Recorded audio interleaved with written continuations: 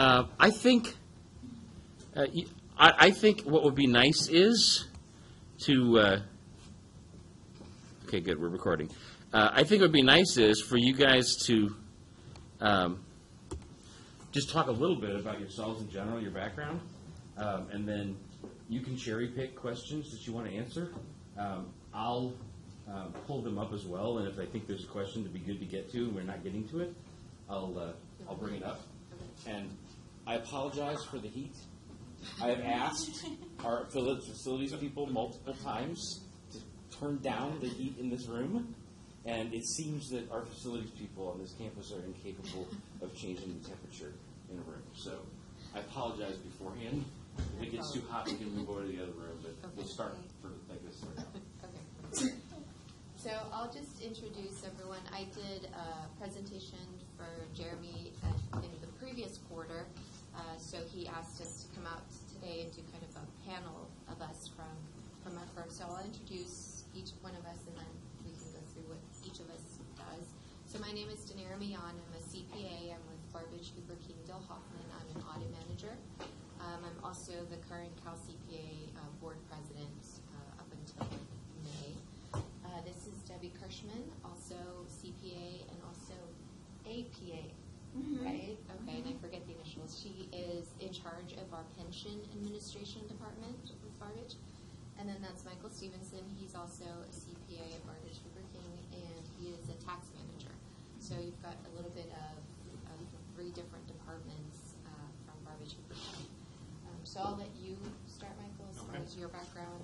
So as Danira said, my name is Mike Stevenson. I'm tax manager at Barbage. I've been there for, I guess, 9 years now. Doesn't seem like it's that long, but it has been apparently. I'm also the incoming secretary for Cal CPA, and we're going to try to answer as many questions you guys as we have about either accounting in general or our experiences in it. So if we don't get to a question, you have a question, we're going to stick around after if you have questions for us. Okay, my name is Debbie Kirschman. As she mentioned, I'm the head of our pension department. I'm a director in the firm. And I've been there for 20 years, like 3 days ago. I started out as a tax accountant, worked in our tax department, in our audit department, did a lot of audits for 401k plans and pension plans, and ended up taking over our pension side of the firm.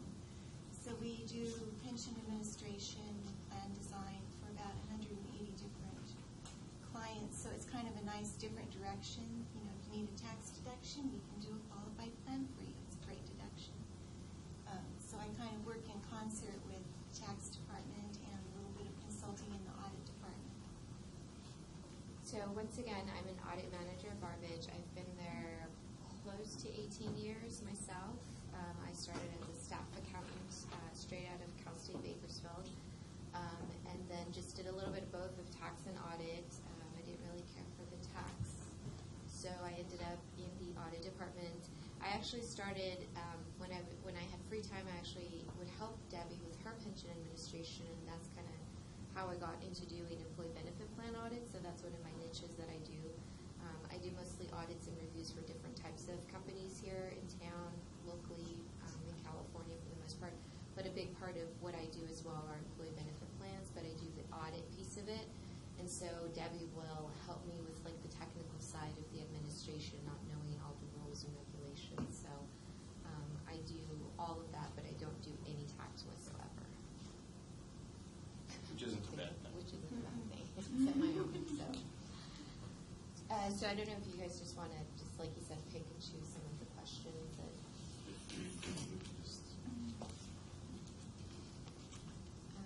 I guess I'll just take the first one. Okay.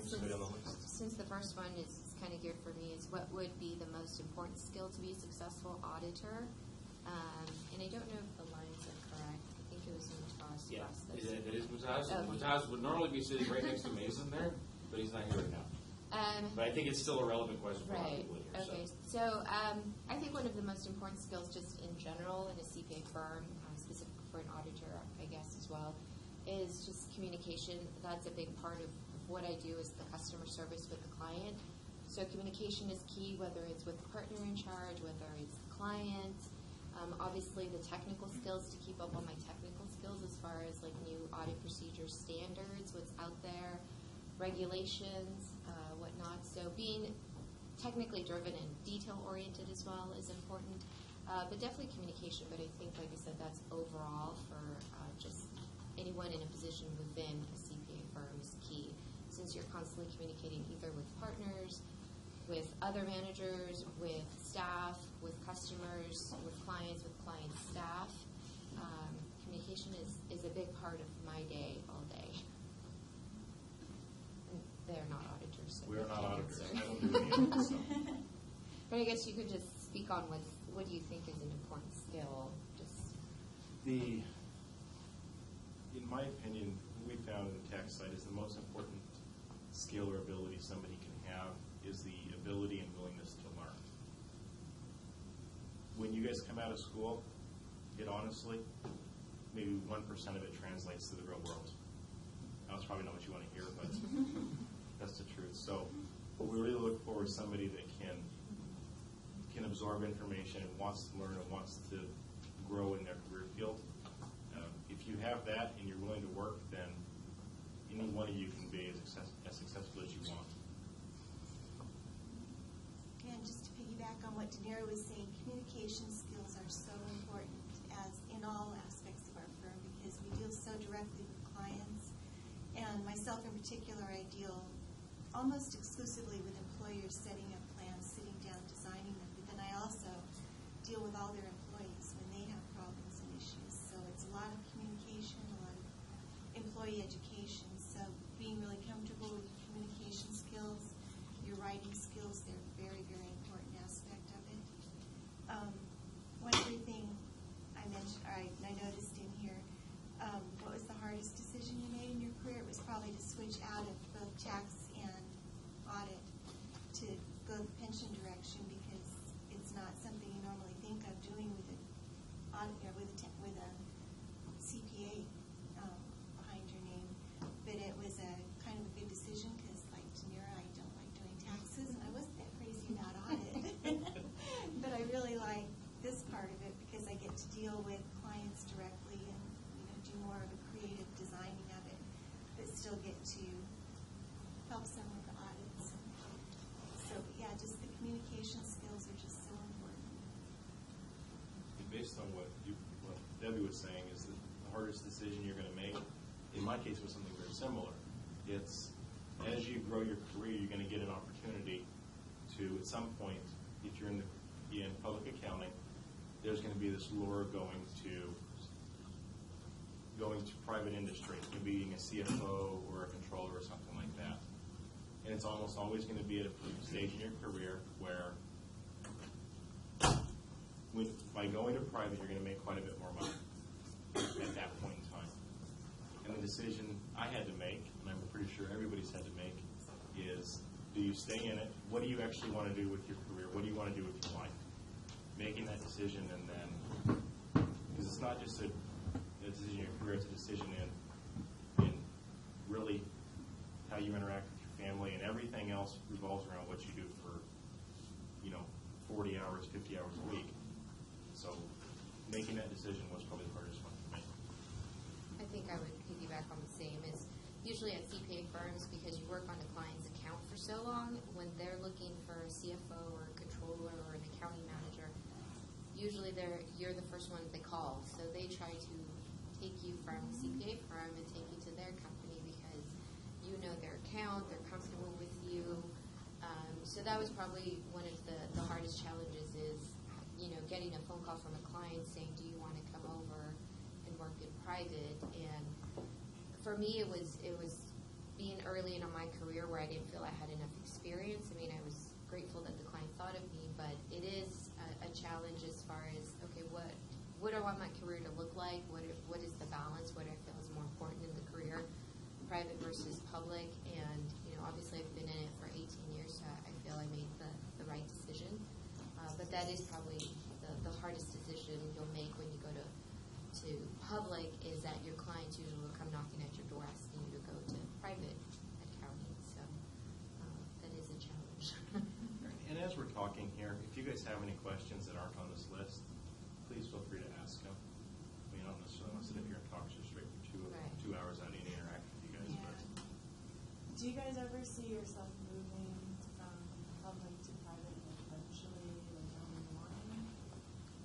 personally have come to the point where I've made my decision. Public accounting is where I'm going to stay. That was a bridge I had to cross, 2 to 3 years ago. And once you make that decision, I don't really see much switching. Would you say it's more challenging to be like working with more clients, or just that? It's definitely I believe it's more challenging to work with. I have 264 different clients. It's much more difficult to work with 264 different clients than you're working with 264 different people, sets of books, different industries, different goals of each of the owners of these entities. Whereas if you're in private, you're only working for 1 or 2 people, and you're just devoted to one set of books, one idea, and it's a little easier in that regard. It's not nearly as challenging. I don't think it's enjoyable. It is enjoyable either. It's more repetition than. Yeah, I think it's way more interesting working with different clients on an ongoing basis. I mean, I don't have as many individual clients as he has. I have about 180 pension plans I do, but on top of that, I have about 5,000 employees in those plans that I deal with directly a lot. So it's more interesting. It's never boring. It's not doing like bookkeeping the same thing month after month after month. And usually what I have found, just because I keep contact with a lot of the employees that have left, over the last 18 years, and I've noticed that when they jump to private, they'll jump from one private company to another private company to another private, because they can't, they're working for one, and whether they're getting bored or they just don't like it, the grass is not always greener on the other side. But I have about maybe 50 AMA clients between reviews, audits, and compilations as well. And so, dealing with not only the clients, but the client's staff, it is interesting. I would think that Debbie and Mike both agree that your day is never the same. Like, no one day is really ever the same. I think it just depends on your personality and what you like. But I find that when people go to private, they jump around a few times before they find the one place they want to stay at. And I don't know if it's because they're bored or, it just is not what they thought. But it is definitely a difference between public and private. But as Michael said, I think the 3 of us at least, we have made that choice to stay. And it is a bridge that you cross at some point in time to decide, okay, is this what I want to do? Or move on when opportunities come knocking, really. Is it hard to jump back to public, or is there a stigma that? I've known a few people that have left and come back. Particularly in our firm, it's very, it's not like once you leave, you're kind of banned and persona non grata at all. We've had a few people that have left and come back, and it's fine. I think it's just more of keeping up, how long have you been gone? Mm-hmm. And, for tax, are you up on all your regs? For audit, are you up on your standards? So things do change over time.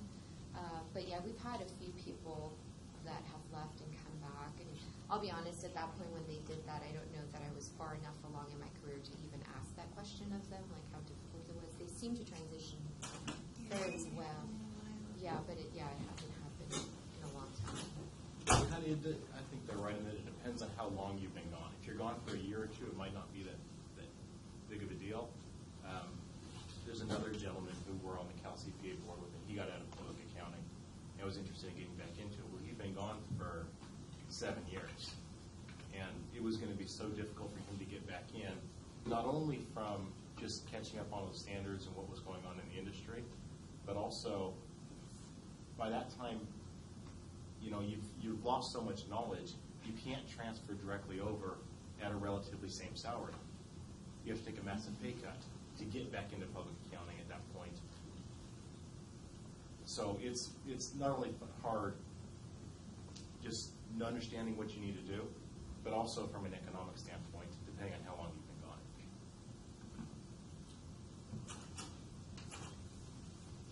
Miguel. This question is not for Ms. Debbie. Sorry, I can't say the last name. I'm actually a finance major, so I'm very interested in what you do. Can you talk a little more about the type of I deal with all the way from one-person employers with no employees to large companies with hundreds of employees. And it's nice because I can design retirement plans just to fit that particular type of employer, meet their goals for their employees. So, and it's all over the board. I have physician clients that want to maximize their contributions and give nothing to their employees if they could. Whereas I have large farming companies that are very generous and want to maximize, it's always maximize the owner's contributions, but still they want to give retirement benefits to their employees. So that's what's important, is sitting down with each employer individually, because it's definitely not one size fits all. Some may want 401k plans, some may want profit sharing, defined benefit plans. There's so many different types of qualified plans you can do. Does BHK, how big is your pension fund? Is it pretty big? Are you guys constantly hiring, or is it fairly small? It's small right now, but we're going to be enlarging because we've we doubled our clients in about the last 3 years. So yeah, I'm looking to hire somebody. So if you're interested. Extremely. We're currently at about 50 employees total. In total, we're about 50 employees. Yeah. Of that, the pension administration department probably makes up two Two people. But And a lot of clients. yes, So. and then the majority is going to be tax and with probably 20-25% A&A. No, I think it was like 30 to 35, I thought. 30. To Mark.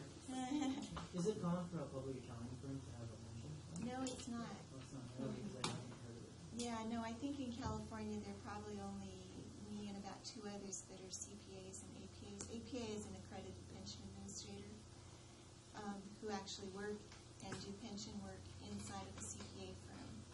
And it all kind of starts out the same way. I think the pension departments that have done it have set it up because you need a tax deduction, we can do a plan for you.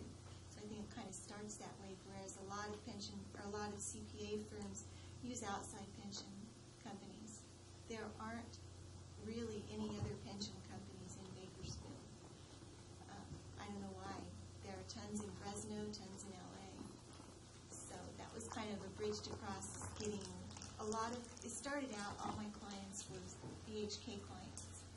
And then as I started kind of growing my department, I started marketing more, talking to local financial advisors, getting a lot of good friends in that community that started referring clients to me. And they have other CPAs, which was kind of a hurdle to get over, is to get a comfort level with their CPA. Yeah, I'm going to do your client's pension plan, but I'm not going to try and steal your tax work.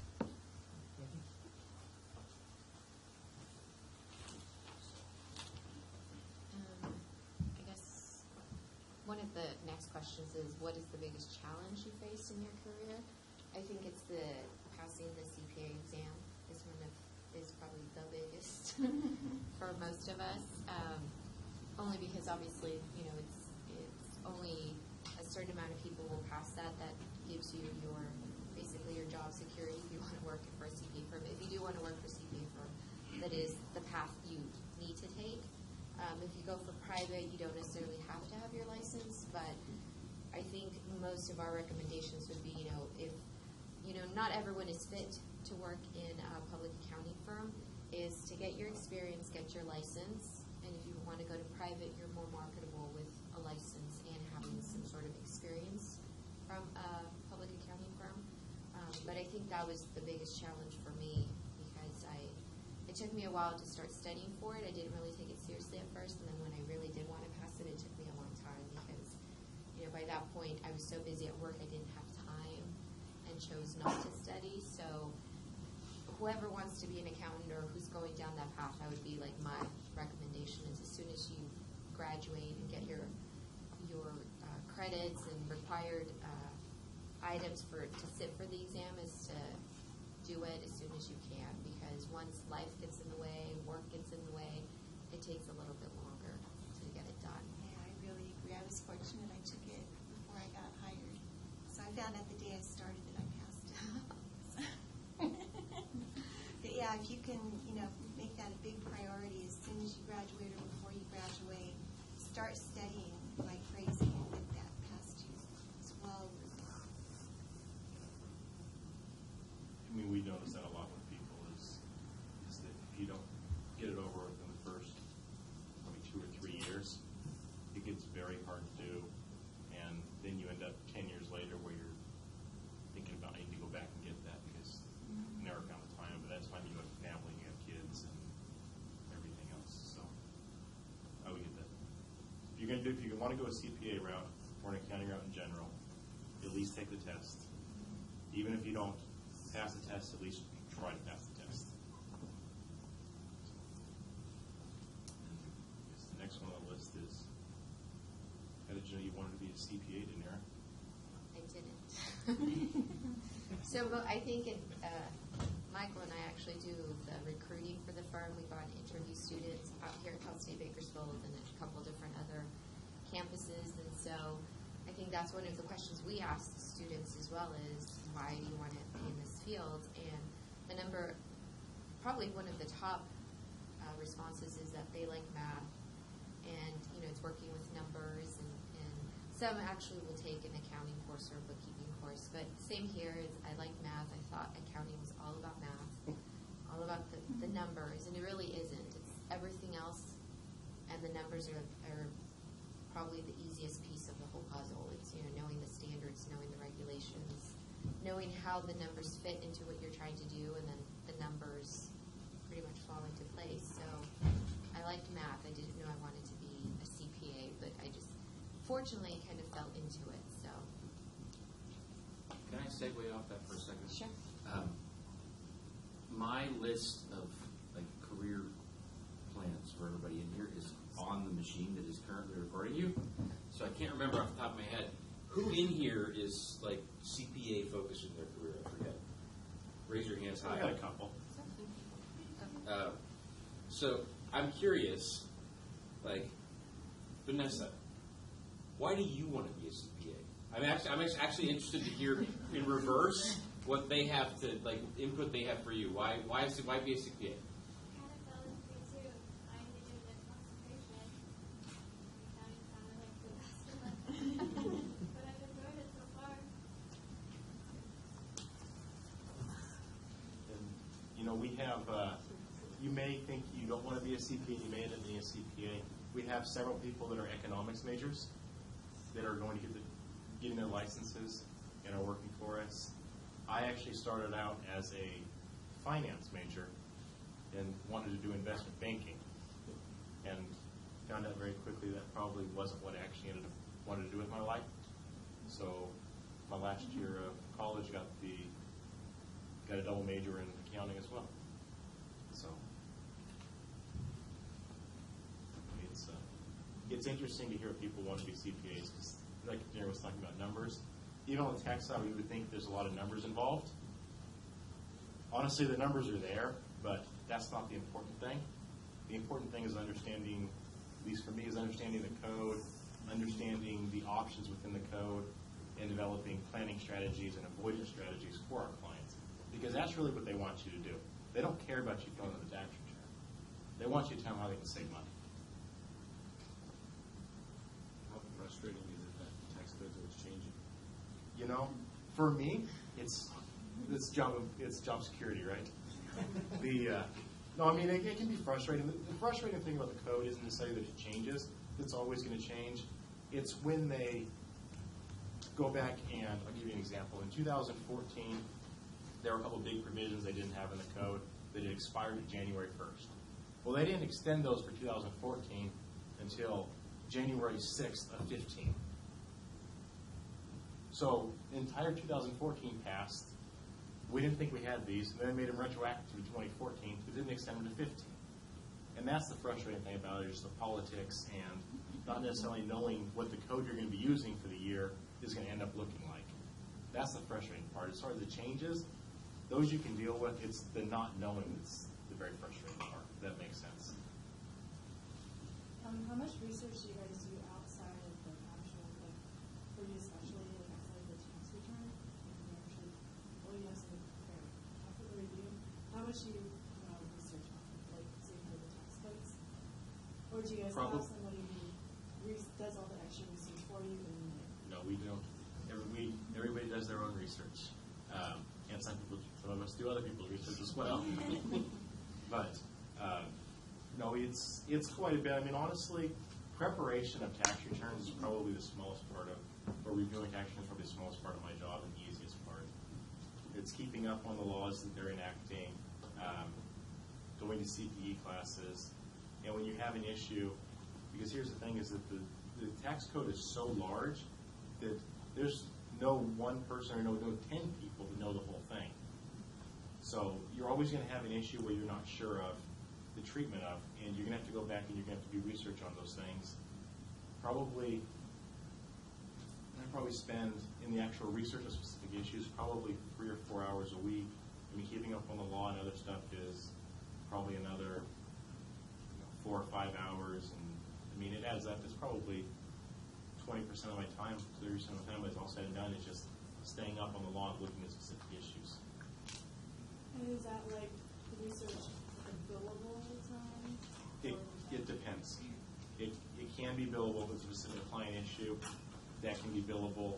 As far as just general staying up on the laws, looking at what Congress is doing, looking at what the president's threatened to veto, that sort of thing. That stuff's not billable. That's just keeping up on your ability to do the returns and provide good advice to your clients. So specific issues are billable. General research wouldn't be. What changed your mind about investment banking? I went into the job interview and I'll try to remember the exact question they asked.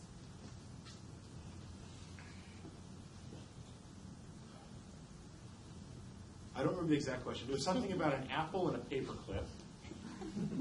And I gave them an answer, and they said, "Okay, thank you for your time." And that was the end of the interview. Since I didn't understand at all what had gone on in there. So that's probably might not be what I need to do. And you know, by that time, I started looking at, thinking about it in that if you do investment banking, you can't do it in Bakersfield. It's going to be San Francisco, or more likely New York. And honestly, I hate San Francisco and I hate New York, so been to both of them, can't stand them. So it's probably not where I want to spend my life. I mean, for me, it's been a very good decision. I'm happy with it. Yeah, there are not that many successful financial bankers in Bakersfield. That's true. Absolutely true. Not too many.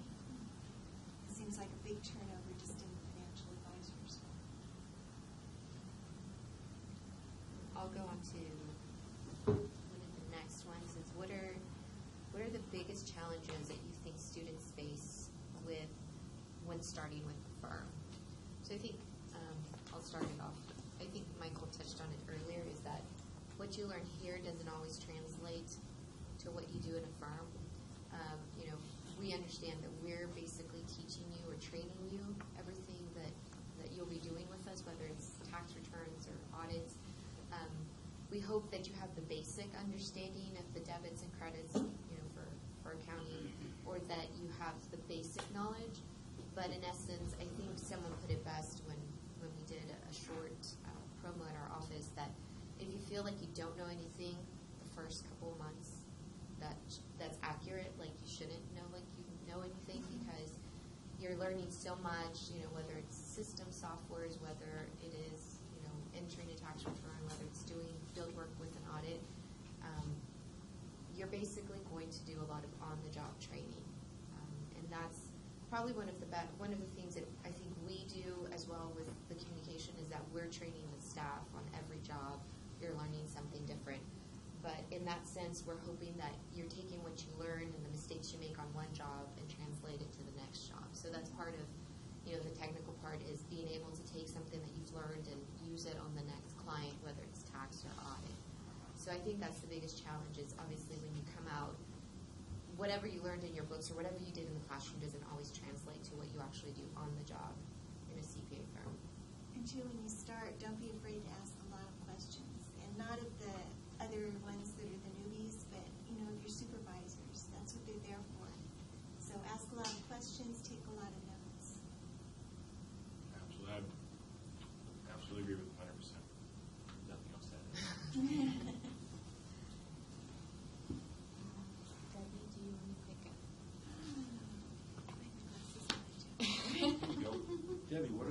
tips and tricks to making a business successful? The tips and Financially tricks. speaking. Financially speaking. If I can jump in for a second? Sure. That question was from Ashlyn right here. And Ashlyn is a budding entrepreneur, like looking to start her own bakery. So I think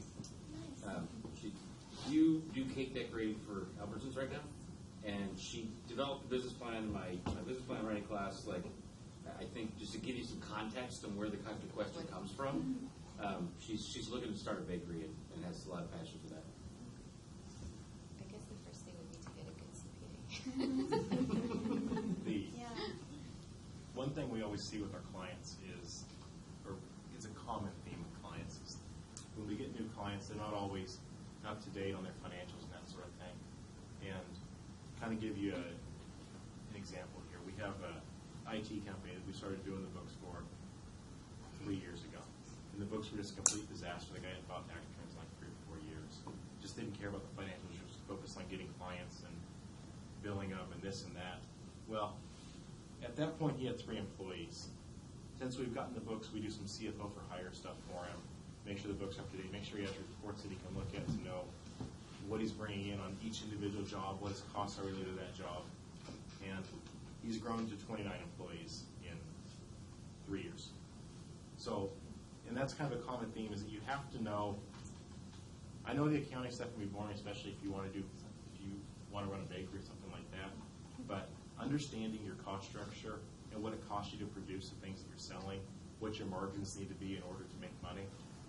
If you don't have that, you're going to end up either going out of business or working for $3 an hour, neither of which is a good long-term strategy.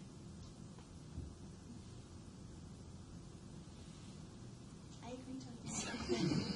And a good CPA. Yeah, good CPA. Well, this one's a kind of a good one. What was on your mind when you were at our age? That's Micah, who normally would be sitting next to Zach up there. But I think it's a great question for everybody. Yeah, it is. I mean, I know it was on my mind at that age. Yeah. It certainly wasn't that I was going to be in this class being a professor today. Right. I was an art major. I was a German history major. I think the same thing. It's just like, I kind of fell into accounting. I think I really didn't know what I wanted to do. I just wanted a job. So I think it was just getting through school, graduating, and just finding a job. I don't know that it really was focused on, getting the license and building a career out of it. I think I was so ready to graduate that I just wanted to get through graduation and just move on to the next phase, which was getting a job. And I was actually very fortunate to find a job with BHK because I interviewed, I think, like in May, right before I graduated, and I got hired on and started in July. So I was really fortunate because I feel like that the light bulb wasn't always on at that age for me personally. How many people in here can identify with that situation right now? Don't be shy. I know a lot of you, like, I was there too. There's nothing to not feel. That was all I cared about at your age was being done with school. That's all I cared about. I'm like, I interviewed right out of, I think before I graduated, and BHK was the first one I interviewed at. They hired me, and I said, but can I hold off starting till after I take the CPA exam? And they said, okay. So it's like, now I'm looking back thinking, what an idiot to even ask that. What was I thinking? And they said, okay. And I think also it had to do, obviously, with age. Is like, I started right out of high school into college, and I was on the younger side when I graduated from high school as well. So, yeah, you want to move on to the next phase, but you have to think long term, not just, I just need a job and I want a job. You have to think long term because, you might fall into a job versus a career. You want to make a career out of it, not just a paycheck, not just a job. Because at that point, it's not fulfilling. Spend enough time with your education. You don't want to have to go back and redo it to do something else. So make good decisions. Tomas, what's your question? Quick question, you guys do recruiting, right? You said. So from someone who graduates, has no experience, comparing from someone with a bachelor's to a master's, who do you guys go with? Honestly, you're talking about like a master's of tax or something like that. Or just master's in business, someone who has I don't higher care. education. It's something that you I guys don't don't really. care one bit. Like grades, you know, I think we recently dropped our GPA requirement in general because the thing is, grades, what's your master's degree, what you have a master's in, whether you have 7 bachelor's degree, whether you have a PhD, I don't care. Because the truth of the matter is, coming out of school, you're not going to know anything about accounting, most likely. And all I care about is somebody that we interview and we think they can learn and they have a good attitude and they want to succeed. That is honestly all I care about. Maybe Daenerys has different qualifications, but No, I think it's the same. And as I mentioned before, communication, whether you can communicate in an interview, a lot of people obviously are nervous. We understand that. But, a master's, unless you have some sort of experience in accounting or bookkeeping previously, the master's doesn't really tell us anything. It tells us that you passed the test and you got the degree. But, the bachelor's gets you the foundation. Maybe the master's gets you a foundation of knowledge. But unless you have some actual real-world experience, whether you worked at a company in the accounts receivable or accounts payable or something like that, those are usually the people that we find are a little bit more technically advanced than just a student coming out of school because they have a little bit of that real-world knowledge. But we don't come across very many people that actually have real-world experience in accounting. So our basic people are students with bachelor's degrees who, are in accounting concentrations, who do well in an interview, who we think, are going to work well with our company culture as well. So, sometimes we're wrong, sometimes we're right. So a master's doesn't, at least for us, a CPA firm, doesn't necessarily get you ahead of the rest of the group. and that may be a little different, like if you're looking at a banking position or something like that. One of those where it's institutionalized and they have certain criteria, grading systems. So it varies pretty much, right? And I think we always tell students, because we do so many interviews, when we ask what are your long-term goals, a lot of students will say, I want to get a master's. Well, you really want to get your experience in public accounting first to figure out what kind of master's do I want. Because at that point, if you go into maybe, A&A department, maybe you don't need a master's in anything else unless you're going to do like a controller for hire or CFO for hire type of thing where you want a master's in business administration. I mean, you might end up in the tax department where, a master's in taxation is really recommended for the people we have there. So getting a master's so early on without having that real-world experience may not necessarily help you because that may not be the path you end up taking. So a little bit of experience and then maybe going back to school might be more beneficial to most people. Because I thought I wanted to get a master's, but just because it looks good on your resume, and I didn't end up getting a master's. So that kind of answer your question? Yeah, thank you. Can I chime in on that for a second? Just to underline, you guys, did you just hear that they dropped their GPA requirement? Have you ever heard me say, I don't care that much about grades, I care about what you can do when you leave this class? And you know how much time we've spent on the career advising element, and we're doing the now mock interviews next week. Speaking from someone, coming from someone who hasn't always played so well with the other kids in the sandbox, honestly, in a tortoise and hare kind of way, having a good attitude will beat out being talented and smart every time. It's good to be talented and smart, and it's great to have great grades, and it's great to have all the skills that I'm trying to hand over to you in this class, but the best thing you can possibly have is a coachable, open-minded attitude and humility. Confidence, but humility at the same time. Absolutely right. I mean, we've had people who, look great on a resume and you look forward to interviewing them and then you interview them and just something doesn't click. Or you interview them, they do well, they start, and they don't do so well technically.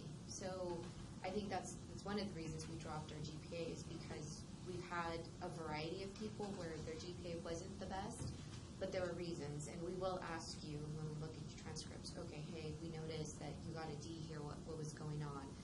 Most students will have, you come straight out of high school, you don't know what you're doing, you get bad grades, you drop out, and then you restart, but that's still part of your GPA.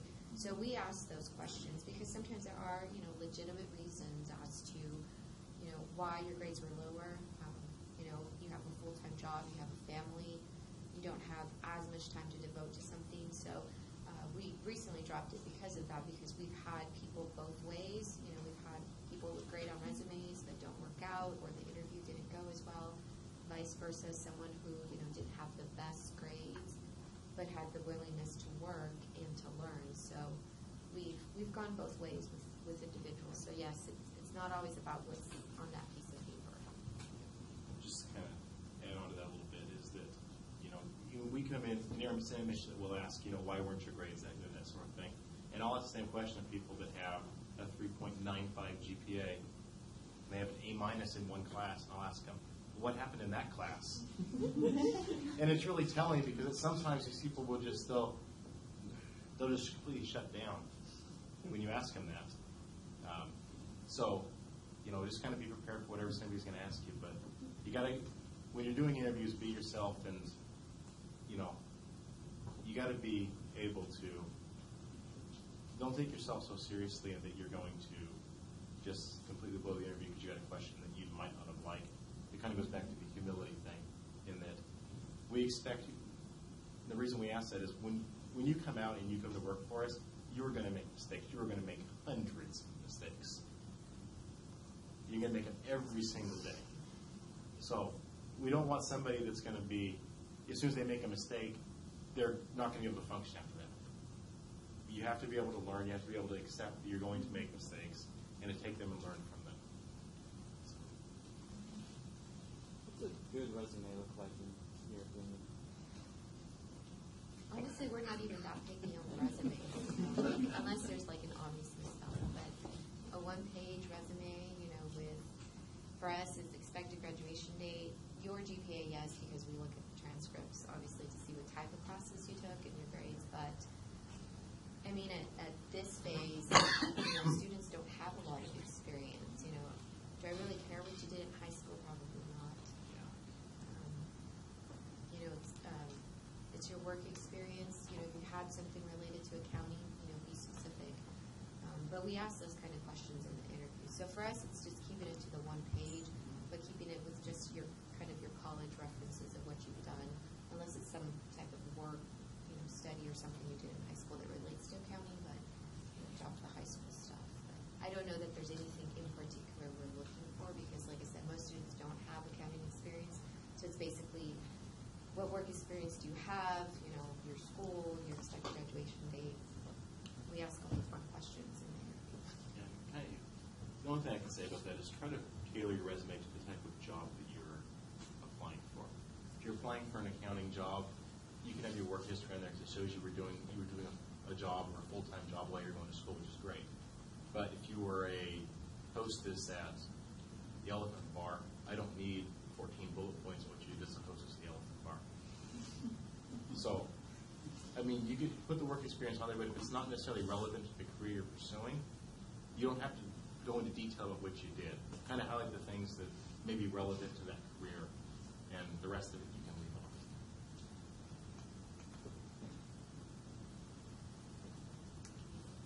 Can I leverage off of that a little bit? First of all, I'm interested to hear your guys' take on this too. But going back for a second to what you're looking for in hiring someone, coming from someone who's very hardworking and ambitious and has a sizable ego, you have to be a self-starter. You have to be motivated, but at the same time, you have to be willing to let your project that you're so proud of, that you work so hard on, you have to be willing to let it go when somebody comes in and says, okay, thanks for getting the ball rolling. We need you to do it this way. You need to self-start, but at the same time, be willing to let go of your attachment to your own work. Would you guys? Yeah, and it's not so much, and you can't look at it as that they're coming in and just dismissing what you've done. But, they may have been doing this for, if somebody's been doing it for 12 years, and they have a good idea how the schedule should best either be shown to the client or to be the most effective use of time, take it as a teaching opportunity. Because nobody goes in there and just wants you to redo stuff just to redo it. It's always trying to teach you, show you a better way to do things. So you got to look at it as everything we're doing is a teaching opportunity with our staff.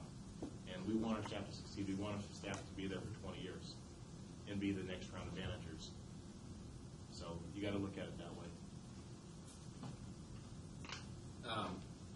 On the resume topic, I am a huge fan of LinkedIn, and I've really tried to push in this class and all my other classes, describing the work that students do in this class and in other classes in a project-based format, like describing what it, from an accounting point of view, you may be a server at.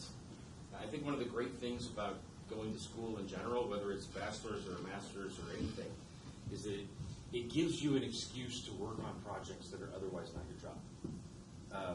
And there's a lot of students, whether it's in your accounting class or in this class or in my small business management class, who have a chance to handle financial statements, to do ratio analysis and stuff. They don't do that while they're waiting tables, but they do it in these classes, and I've really tried to encourage them to describe the projects that they've done during their education. I'm curious to hear from you guys. What's the most user-friendly way for you guys to have descriptions of projects like that?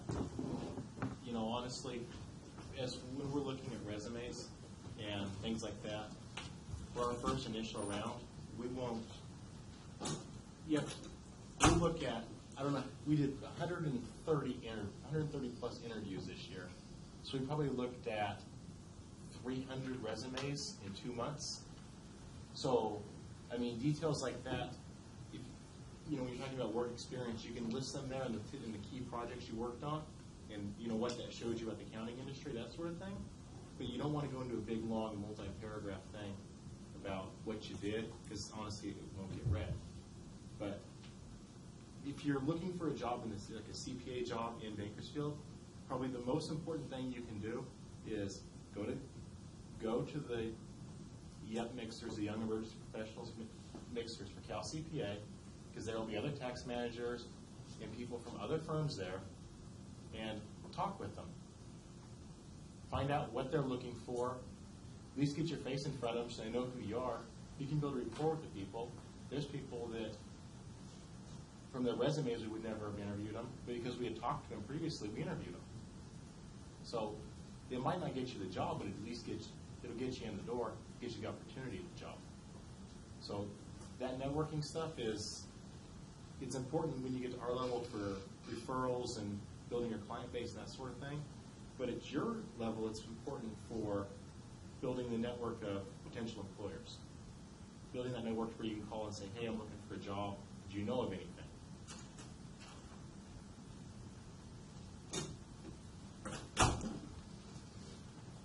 That's all. Okay.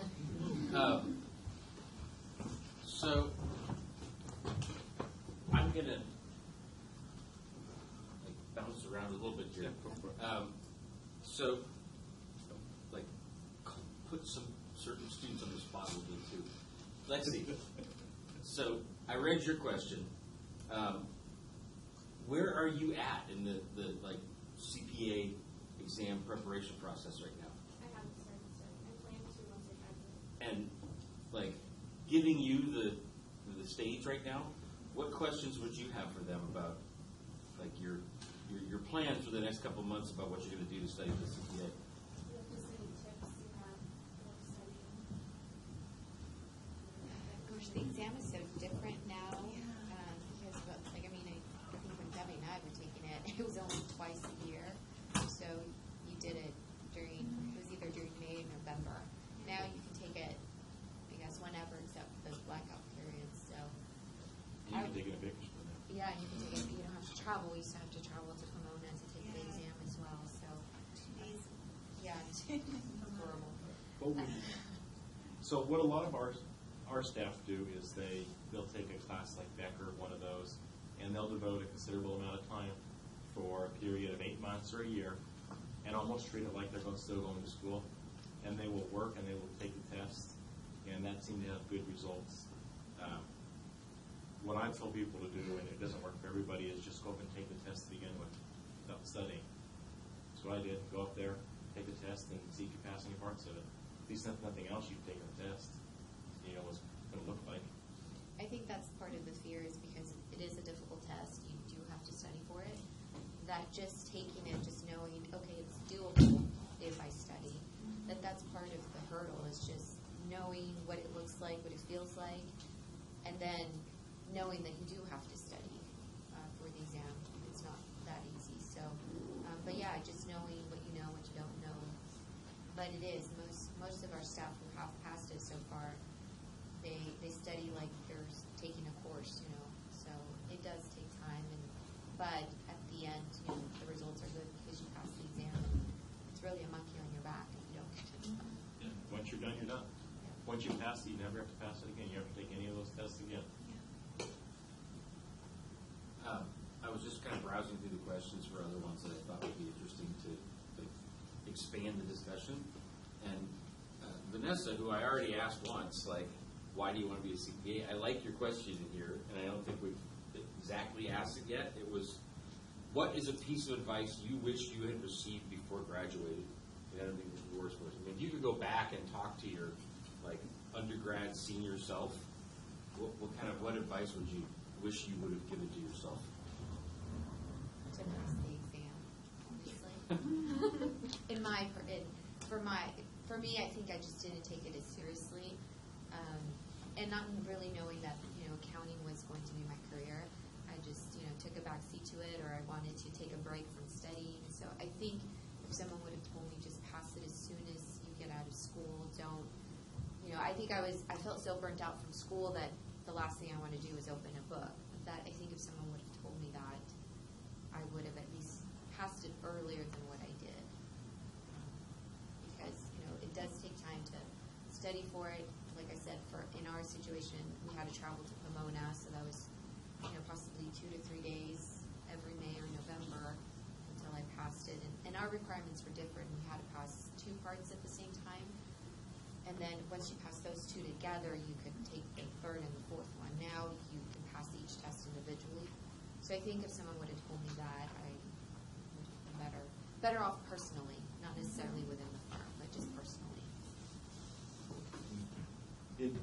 It's not an issue now, but when I first started, that first year, it would have been nice if we always tell you, if you don't know what you're doing, you're probably doing it right.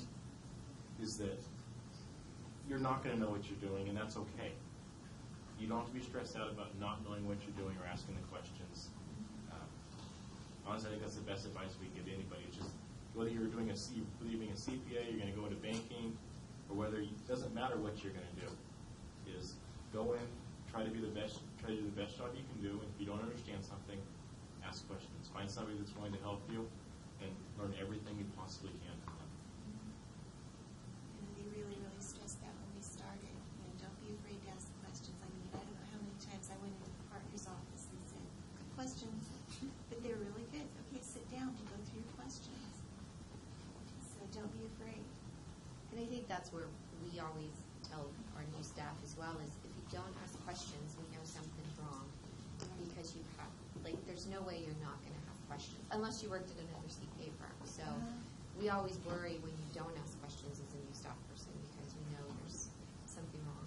But You set a return aside, and right. Nobody sees it for a while. Right. So I think our expectation is that you ask questions, that you are going to have questions, and that you need to ask questions. And that's kind of life, not just to accounting, but to any profession. I mean, really go and learn everything you can about the profession you want to be involved in. The only way to do that is to ask questions. If you're quiet and you don't ask questions, you're never going to be the best in your field.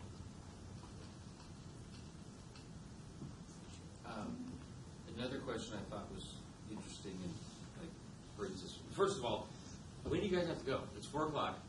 I know that it's tax season. So we're psyched to get as much of your time as we can get. So do you need to go right now, or No, I just need to leave by 4:45. Okay. My child. and you guys okay for 4:45 too? Okay. I don't think we'll need all the way until then.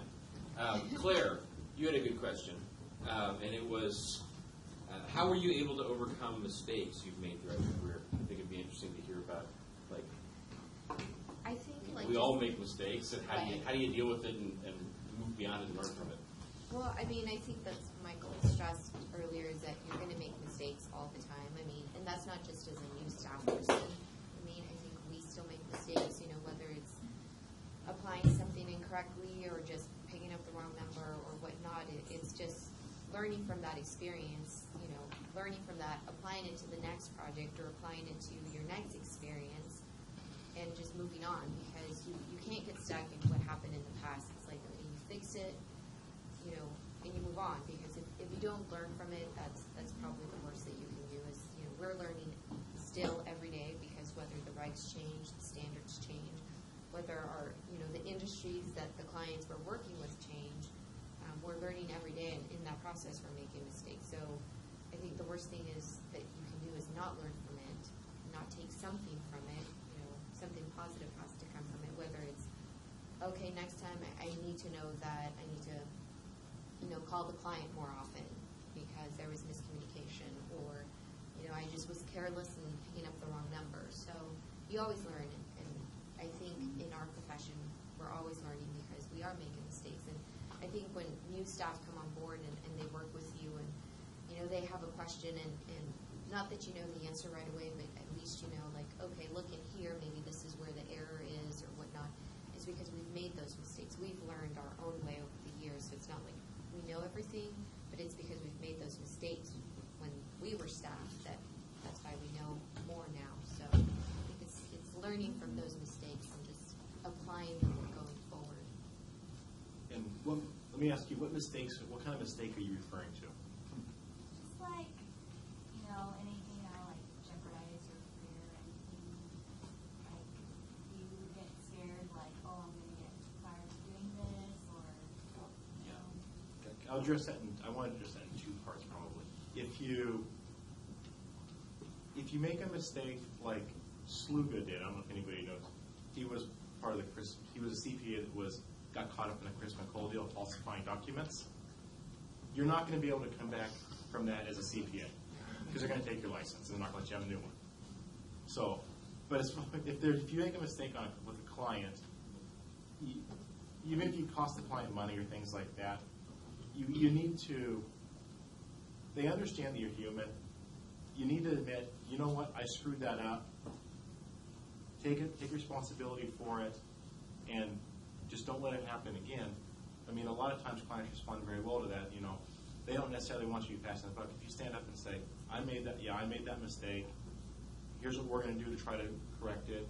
If there's any penalties, we'll pay it. Don't worry about them.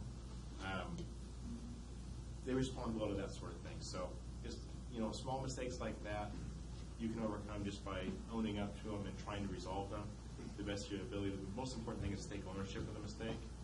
But if you make a mistake so large that it jeopardizes your career, it's something you may not be able to come back from. But you guys are all a long ways to remember getting to that point because you like little mistakes at first. You know, when somebody's going to catch it, you'll learn from it. It's not until you've been there for 10 or 15 years that you could do something that could be a career-limiting move. You would hope, at least. Yeah. Right. I mean, what Michael talked about earlier is, you know, whether you lose your license, that's at the point where maybe you've done something unethical. And at that point, Unethical or illegal or both. right, at that point, obviously, we don't want you Yeah. with the firm because you jeopardize the rest of the firm. So, The whole point of having to take an ethics exam. right. And I think CPAs as a profession, like clients, like we're the go-to people for most clients, even if it's things that we're not familiar with. You know, they might come Michael and say, hey, do you know of a good insurance company I'm switching? Or, you know, even when they have, like for myself that I do pension audits, you know, those clients have their own third-party administrator similar to what Debbie does, but they'll still call me first sometimes to confirm that whatever their TPA told them is correct and accurate, even though that's not my specialty. You know, overall, I do employee benefit plans. So usually we're the first ones they go to because they trust us. That's in the profession. So, yeah, if you're doing something illegal or unethical, we definitely don't need you at the firm. I'm gonna like put together I think I've got a set of 3 questions, a single one, and then a set of 2 that are a nice like sort of segue out. So that's fine. the set of 3, Jonathan, who normally would be sitting up there next to Miranda, had a good question, and then 2 folks down here, Abby and Iris, right next to each other. All they're flip sides of the same question. So Jonathan asked, "What is the most enjoyable aspect of the work you do?" Iris asked, "How do you handle the parts of your work that you don't like?" And I guess part of that question is, what is the part that you don't like? And then finally, Abby asked, "Did you ever want to quit your job because of difficulties or because of something you didn't like?" So, what's the good, the bad, and the ugly of your job, Well, basically? I'll start. I think the most enjoyable part of my job, and it's probably a lot with everybody else that's up in that level at the firm, is I really enjoy talking to the clients. I enjoy going out and dealing with all the different business owners because I do a lot more than just talk about their retirement plans. I get to really learn the businesses, and it's nice making those connections. And like Demira said, you make good relationships, and they kind of rely on you for other things too, knowing that you're ethical, you do a good job, and they know that we have a lot of connections too. So I think that's really a very enjoyable part of it, is just the number of clients that we get to deal with directly. I agree. I mean, actually, that's the best part of my job is dealing with clients. A lot of times, the clients actually become your friends after you've worked with them for a while. You do become their trusted advisor, and I've actually had clients that you learn a whole lot more about them than you ever want to know. And I've had clients apologize and say, "I'm sorry, but you're cheaper than my psychiatrist is."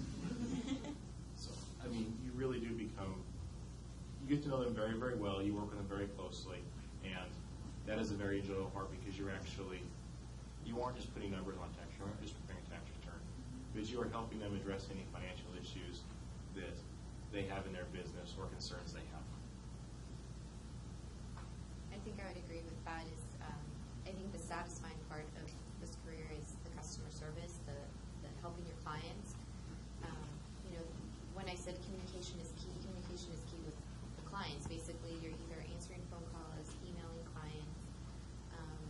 The last part of my day is actually doing physical work. It's mostly dealing with clients, whether it's requesting information, whether it's an audit that is not going to happen for a few months, but they're calling you for a reason, or they need some help with something, or doing a proposal for an audit.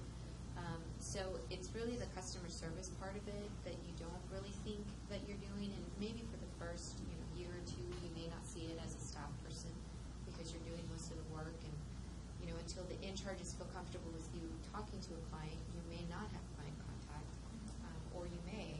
But I think that's the most satisfying part is the customer service, and that's probably one of the biggest parts that we do the most at this level is customer service.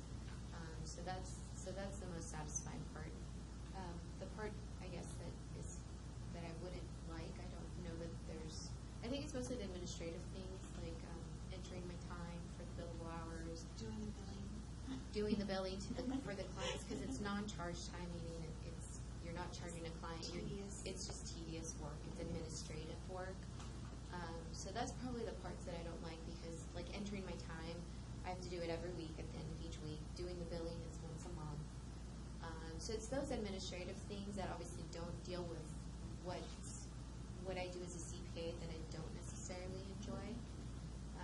Have I thought about quitting? Maybe on a day here and there, but not seriously. You quit for the day, when you're exhausted, whether it's trying to get things done. You have I think mostly close to deadlines where you're stressing out trying to get deadlines. You quit for the day, but I don't know that I've seriously thought of quitting. Not yet. Not yet. Maybe tomorrow. Maybe tomorrow. No job is perfect, so there's things that you're going to find in every job that you don't like or that you do like. But if you hate something, maybe that's not the career you want to go into. You don't want to have to hate your career or your job, and to move on. So. I agree with Panera. It's the administrative stuff that I don't really enjoy. It's, helping on dealing with our IT guy and, what programs need to be on the new server and what do the new servers need to look like. And it's like, I just want it to work. I don't care. But, and as far as quitting, I mean, if I've thought of quitting on certain days when I've had conversation with certain people and just, I don't want to deal with them anymore. But, it's not related to the work. If you're in public accounting and you seriously want to quit because of the work, you probably should start looking for another job because it's probably not for you. It's either something you either love the work or you don't like the work. There's not really an in-between, I don't think. I think like every job when you're dealing with clients and customers, every client customer has a different personality. Some are difficult, some are not. So it might be a frustration over, I can't get what I want from my client. But yeah, if you don't like what you're doing, then it really isn't the career for you because your work is going to show that you don't like what you're doing. So I think that's easy for us to pick up when we're reviewing work is that, okay, this person's not focused or not, they don't like what they do. It's really easy to tell. Judy, yes. Usually, how many hours do you work on the tax season and off tax season? Do you have different hours work? Well, I'll start with that because mine's probably more like tax season and during non-tax the tax season season than or theirs. audit season, you have specific audit season. We just talked about this because for the A&E department we have so many clients that have just odd year ends that we really are busy year round, but we have busy seasons at the same time as tax season during the first half of the year. So everyone is busy during that time, and then we also have a very busy summer season for us as well.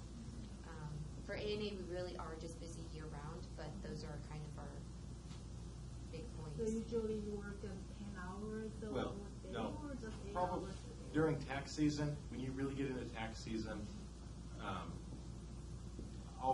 we've asked our staff to work 55 to 60, about 60 hours a week, billable.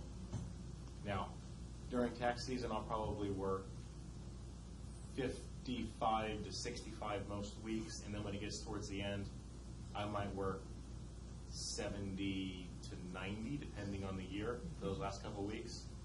And then we have deadlines in September and October, and before those deadlines, it'll kind of be the same way, in that if clients are bringing in stuff late, I think the most I ever worked is a 96 and a 97 back to back. So you work on Saturday and Sunday or just work from Monday to Friday? I try not to work on Saturdays and Sundays. Basically all of our staff work on Saturdays. I usually work about 5 hours on Saturdays during tax season.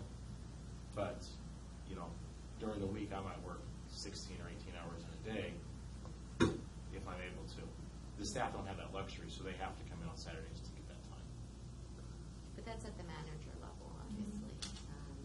But it's not an 8 to 5, 40-hour-a-week job. It might be most of the year if you do taxes, but during tax season and those extended deadlines in September and October, it's going to be work quite a few hours, get the work done, and that way you don't have to stress out about the rest of the year. And for us, we're more consistent just in the sense that because we're busy, we do put in And that would be on the audit side. Yeah, as well. more hours during busy season because we're not only do we have that much work, but we're also sharing the staff people. So if during the summer you could have given the staff this project to do everything, now during busy season you might just be able to give them half because they have to devote other time to do taxes. So it's the sharing of the staff and then also just the fact that we have a lot of calendar year ends. But I don't know that I've ever worked. I know I've never worked a 96-hour week unless I was traveling or something. Yeah, and I'm kind of fortunate. My work is very much more spread out. I'm busier during tax season because it's a lot of what I do is geared toward getting numbers that need to go into tax returns, contributions, and so forth. So yeah, I may be working 55, 60 hours toward, close to the end. But with retirement plans, if it's December 31 year end, the tax return's not due until the end of July. And so we have a lot more time to get it spread out. And even then, you can put it on extension until October 15th, so it really does spread out our work. So I think our slow time is November, and then it gets busy again in December. I don't think, I mean, when I first started, we used to have slow times, and maybe it was because I was staff, you're not in charge of your own work. So you do have slow times. Now the work is a little bit more consistent, which is great for the firm because we're getting more clients that fill those gaps when we weren't busy before versus not everyone's a calendar year, so everyone has to be done during the first half of the year. Or not everyone's a 6:30 and everything has to be done during that summer part. So we've been fortunate that obviously we've grown and that keeps us consistently busy throughout the year. And obviously it's great job security. I'm gonna segue off of that, but pivot. I actually had questions related to tax. That was going to be my outro instead of as opposed to the intro. But thematically, I'm still going to stick to that last because Judy asked it. Right now, I have a couple other things that I wanted to end with on that. But right next to her, the other Vanessa, Vanessa Romero, had another interesting question that I don't think we've touched on yet, which was throughout your career as an accountant, what would you say has been the biggest technology change? Well, Debbie and I have been there a long Yeah. time, so. Windows. Yeah. I mean, we went from not really, I don't even remember if we had email, No, we didn't. Yeah, when we so. first started, we had DOS. Yeah, so we, everything was like if a client needed to send something, it was via fax. If we needed to go get something, we were at the client's office. So it was just a transition, and not necessarily for us. I think our transition was easy to using email and using electronic documents. It was more getting your clients also used to that. So I think that was a transition. That was I think a challenge with not us necessarily, but getting the clients used to no, you don't need to drive in and bring it in, or please don't fax it. Just send it via email or use the thumb drive or whatnot. And then I think we maybe 8-9 years ago we went paperless, meaning we technically don't work on paper files. So just the challenges in making sure the softwares work, our equipment work. Obviously email is a godsend just because we don't have to travel as much anymore, but just making sure all the equipment is up to date and that it works is probably the biggest challenge. Like Michael said, is that's the administrative part, making sure our staff have the right equipment and the right programs on their laptops to be able to do audit field work or to work in-house. So, and because equipment basically depreciates so fast, we can only have it for 3 years or something before you have to buy the next big thing. So, right now we currently have most of it, or some of us have 3 screens on our desk because that's how much we work off the computer. We're paperless. So even though there's a bunch of paper, She says we're paperless. but we're not. I mean, You would there's a not bunch believe of we're paper. paperless if you came into the office. You're not paperless. I'm getting there, but it's going to be a while. But yeah, I mean, the biggest issue is that technology is evolving so fast right now. Like Nair mentioned, is that every few years something is changing. Whether it's the tax program has major changes, or our trial balance software, which we call engagement, or QuickBooks makes big changes. There's constantly a software that's making a change, and just staying up on that. I think for you guys, it's not going to be as big of an issue as it wasn't that big of an issue for me. It probably was a big issue for Danira, going from complete paper to paperless. But you guys have been so used to working on computers and things are constantly changing for you that I don't know that that's going to be a big issue. I mean, I find that a lot of the times the staff is teaching me things how to do on whether it's Excel or do this or do that. Because, I mean, I've maybe so far removed from doing some of the detail work that I don't do that anymore. I don't work on that. And because, like you said, most of you, you have laptops up. I mean, we used to do it on notepads and pencil and paper. That most of you will not have that challenge. It's just learning the software that each individual employer has. And for the most part, everything is nothing, or there should be a little bit of software that is still DOS-based. So, maybe. For me, it's a little bit of a challenge just dealing with my clients that are not spreadsheet saying, I need all of your census data, just email it back to me, I'll get an email of a PDF file. Okay, I can really download that. Thank you. Yeah, it is. A lot of the challenges are just client driven. So I need to walk them through how to do stuff. So the segue from the pivot, going back to Judy's question, but coming down here to Sabrina and Haley, there are two interesting questions that I thought would be a nice way to end. So first was, do you enjoy tax season? I did And see that question. the second is, what does your typical workday look like outside of tax season? So since you're in the middle of tax season and you're so kind to come here right now, do you enjoy this time of year? And what does your life look like when it's not this time of year? I don't enjoy it. I do enjoy it. My wife does not He's enjoy lying. it. Yeah, for sure. I think it's easier on us than it is on spouses or that sort of thing. Your spouse will learn to cook. They want to eat. But I do enjoy tax season. I was just telling one of the seniors in our office that I like hearing everybody busy on their keyboard. That makes it sound like we're so productive this morning. And, during tax season, kind of give you an idea of what my typical day is in the tax department is. I come in and have a list of 6 things I want to accomplish on my desk. And I'll come in and I'll have 25 emails and 4 phone calls. And I'll answer those, and there'll be 1 or 2 fires I have to put out. Then I'll go to lunch and come back, and there'll be 20 more emails. And by the time you're done with that, you've accomplished nothing on your list.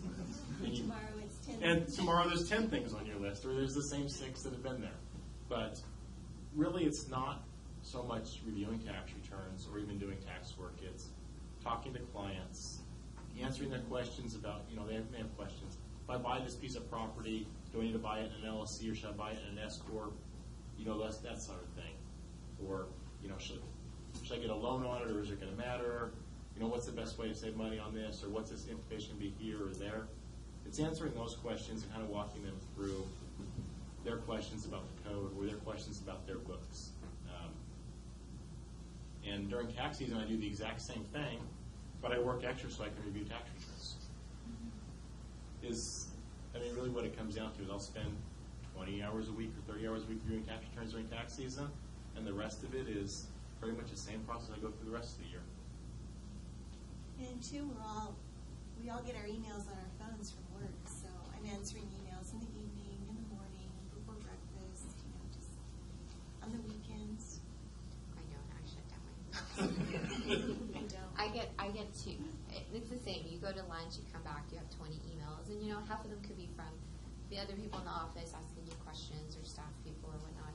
I think the thing, I can't say I enjoy tax season in the sense of the hours that we work, but we're all going through the same thing. So we're all there, about the same amount of time, meaning, everyone's there early, everyone might be there later. We're all going through the same process.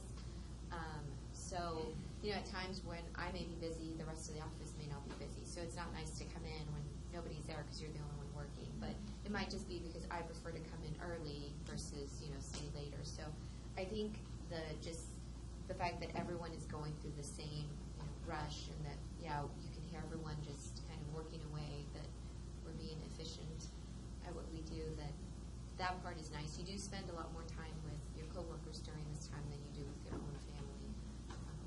But, that's not necessarily a bad or good thing, but that's where you get along with people. Everyone respects each other, so we learn a lot about each other during that time frame because we are there so long. There's a lot of joking. Yeah. As I was Brains leaving and the things other like night, that. I tend to work later in the evening, and a lot of the new staff are still there. As I was leaving the other night, one of them said, "We're going to have a slumber party." Okay.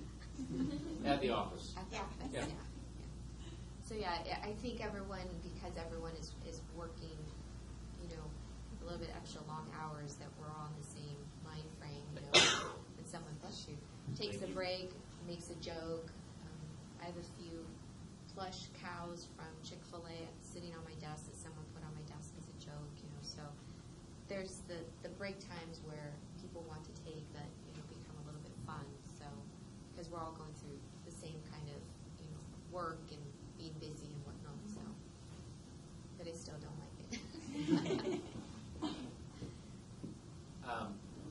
Is there anybody's question that we haven't gotten to? Like, I've tried to do a pretty good smattering, but it's 4:27. This is probably a good question to like end with, but I want to make sure like this is your last chance, Jennifer. I have a question for Janelle. I already finished one tax season and beginning of the second one, and I've taken an audit class, and I found like I liked it. So I had already requested to take to transfer to the audit department. But do you like how different do you think it is like from the class? Like, how Oh, well it's compared- way different. Only because like the audit class teaches you the technical definitions, this is control risk, this is inherent risk. So it's just very, when you get to actually working, I mean, no one in that class, no one taught me about audit work papers or audit tick marks or, you may have a basis, like I said, it's a lot of on-the-job training. So we may go out and do testing for accounts receivable for one whole day, and you may have the basic knowledge of, okay, this is why I'm doing this test, but for every client, it's going to be different because this might be an oil and gas refinery, so this is the way you test accounts receivable here. This may be, an employee benefit plan test, and we do things differently here. So it gives you a lot of the definition and basis for what you know, but for A&A, it's a lot of on-the-job training because every audit is different, every client is different. So for the first few years, you really are taking the training from your in charge on every job because you won't be sent out by yourself or whatnot. You'll always have that in charge with you. So for the first couple of years, it's a lot of on-the-job training for A&A. So I actually have another question.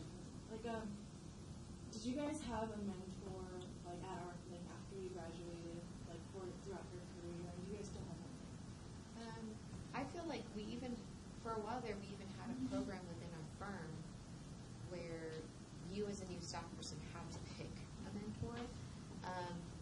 But I think we went away from that because, we would assign people to mentors, and you naturally gravitate towards someone within the firm. So I felt like I informally had a mentor in the firm as I was starting out as a staff person. So I think you gravitate towards the people that, you have a lot more in common. Like Michael said, you become friends with people within the firm as well. So I think informally, at some point in time, we all had mentors as to, okay, this is the career path I want to take. Yeah, it definitely does help because obviously someone with more experience can tell you the do's and do nots, or I advise you to do this, I advise you to do that. So.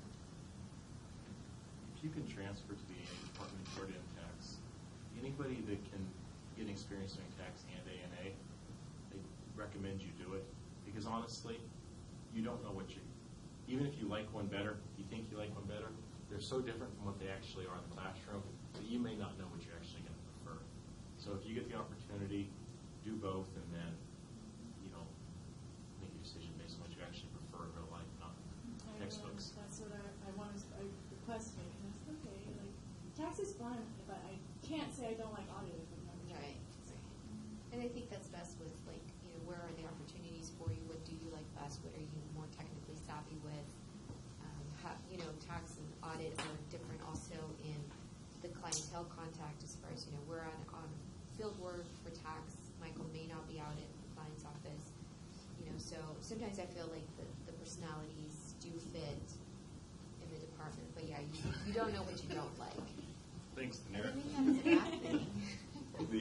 What you'll notice is Danira does not like tax at all. I do not like tax. And that's great where she is. And I find audit incredibly boring, so it's perfect. We work very well together. We actually do it. Any other questions? Well, we've still got the panel here. Everybody that's actually interested in the CPA direction, get a chance to. Alex, did you have anything you wanted to add or ask? Okay. Anybody else that I've missed from that's particularly CPA oriented? I think we've done a pretty good job of covering everything. So let's give the panel a big round of applause.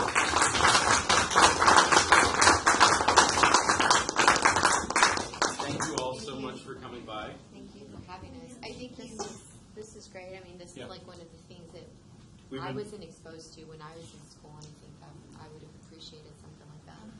And this is kind of what we've been asking the university to do for the students, to get them more interaction with professionals and the other ones actually get them. So appreciate you doing this for them. You're welcome to document that. We also have some materials over here. Oh, cool. Some flyers and some business cards. If anybody wants one, we'll just hand them out real quick if you don't mind. Yeah, please. Yeah, and I would love that. If anyone specifically who is thinking of going to accounting, if there's something we didn't clarify or something that pops up as you're leaving, I mean, feel free to email us, Or give us a phone call. Or Yeah, we'd be more than happy to. I think that's part of our mentoring outside of within our own firm. Like Michael and I do the local chapter of Cal CPA. So in doing those JEP events, we try to attend those events ourselves, to give people advice, students advice. So anything like that you guys can do now, don't wait until you're graduating like Debbie and myself. I mean, I think we were pretty lucky. Yeah, But you that and I did doesn't the same happen thing, all though. the time. So Not the yeah. best thing. Yeah, so don't wait nothing is until planned. so don't wait until your senior year, to do that kind of stuff. I know maybe you think it's too late. It's not. Start early. If you have family, friends, advise them to start early because it's never really too early. You can't just expect to graduate and find a job tomorrow. So thank you for having us. No, thank you so much for coming. I'm going to stop this before I forget and record even further. But thank you so much for letting me record. Actually,